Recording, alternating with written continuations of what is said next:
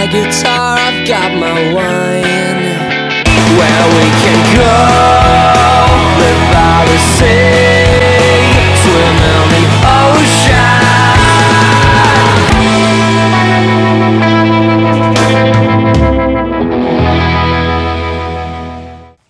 Hi, welcome to Road to Vino, Adelaide Hills.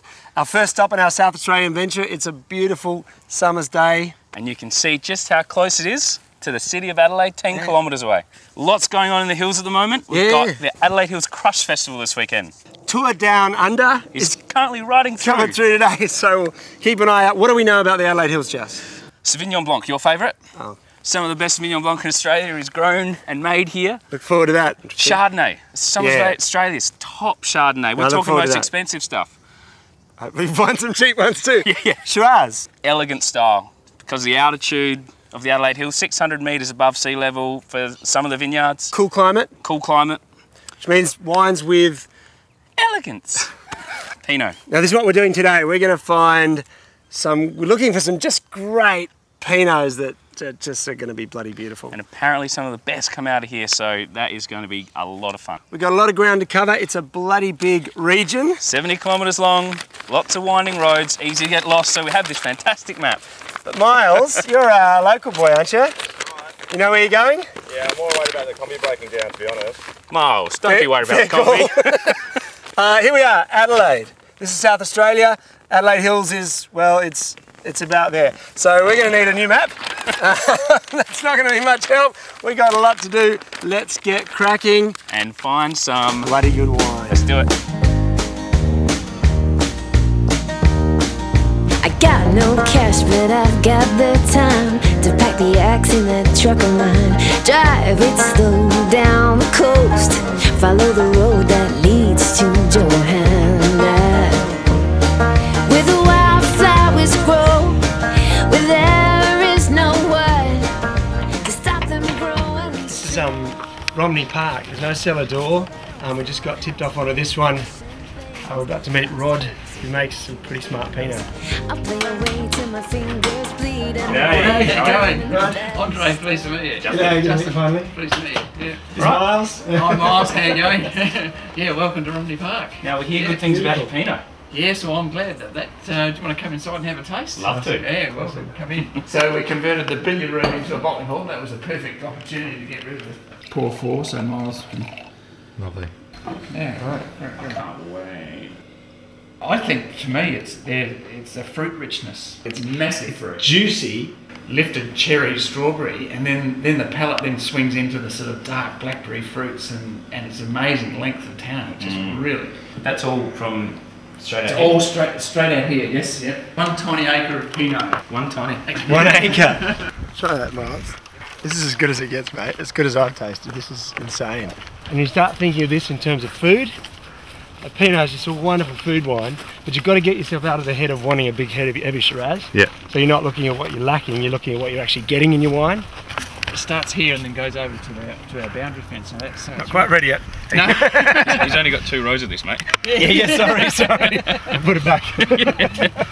If you can get a spade into the vineyard, that's what you'll come up with, these big ironstone gibbers.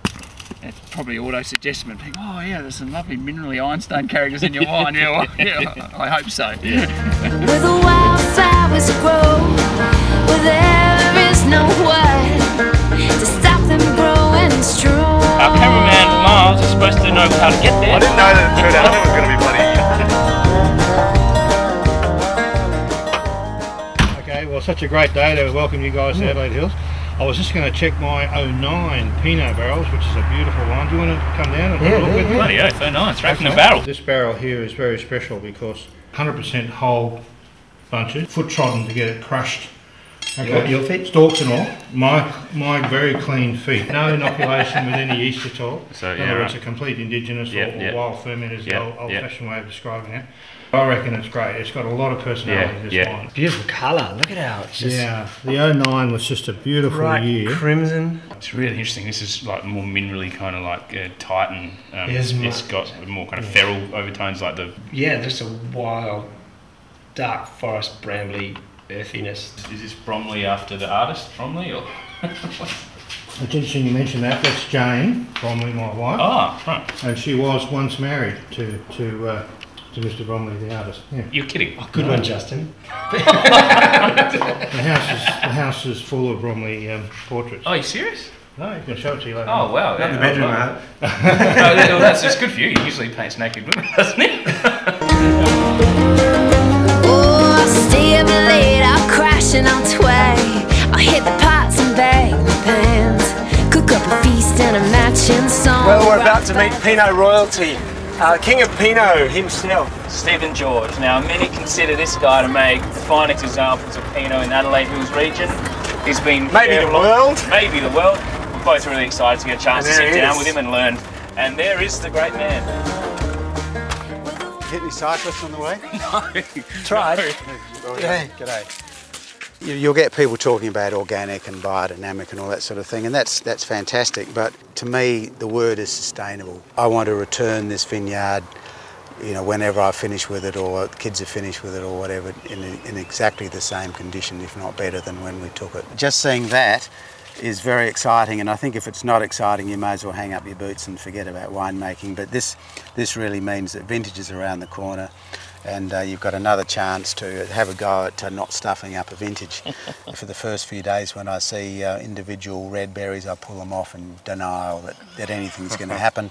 And once we get too many to pull off, I just let them go, and I think, oh bugger it. Better go up there and blend the wines and get them off the bottling and just get on with it, get off the beach and start again.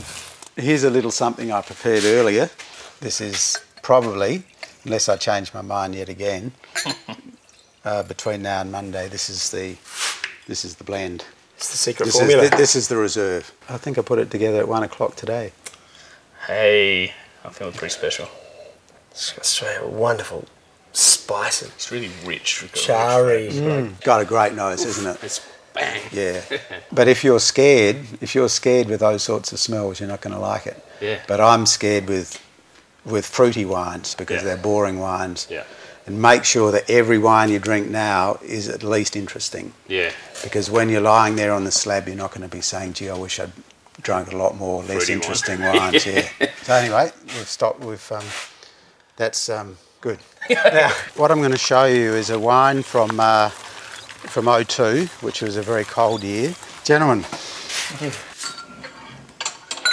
Okay, so we'll put the 02 on the left-hand side. You can see from the slight brown tinge that it's getting a little bit of age. In some of the bottles I can get a little bit of tomato and capsicum, which is some of the... Absolutely. And you might get a little bit of rhubarb in there and maybe a bit of barnyard. But what I say to people, the really good thing about tasting wine, and this is really important, is that for you, you're absolutely right. So this wine is 8 years old. This tastes so bright and youthful. So don't say that Australian Pinot doesn't age. I can't believe that it's 8 years old. I mean, you can see it in the colour, and and the nose even. Yeah. Right, so what we're looking at here is the 07 Reserve, which is our current wine. Given that I reckon it's best at least 5 years of age, you know, we're selling it a little bit young, but that's the way it goes. So if you ever buy any, try and keep it for at least 5 years. That's one of the dilemmas, you see. We get people who'll come up here on the weekend and I'll convince them to take it home and leave it for 5 years, and they come back next weekend and say, oh, that was great, can I have another one? Nice to have, but that's delicious now. As you say, it's probably a shame to drink it now, but well, I can understand why people do. It's what I call a sit-down wine. Like, to me, the obvious stand-up wine is Sauvignon Blanc. Like, you have it at a party, you stand up, you don't talk about the wine because it's really boring. You talk about your sex life or whatever you want to talk about. Whereas this, you wouldn't. That's a sit-down. Sort of fairly serious, although it shouldn't be too serious, but have it with a meal and crap on about it. Sauv Blanc, I think that the less time between the glass and the toilet, the better. should get away from it. Yeah. We're doing this tour in the whole of Adelaide Hills. I hope to be proven wrong. I hope to be proven wrong tomorrow. Thank you so much for your time. Yeah, good luck. Thank you. Yeah, we can go.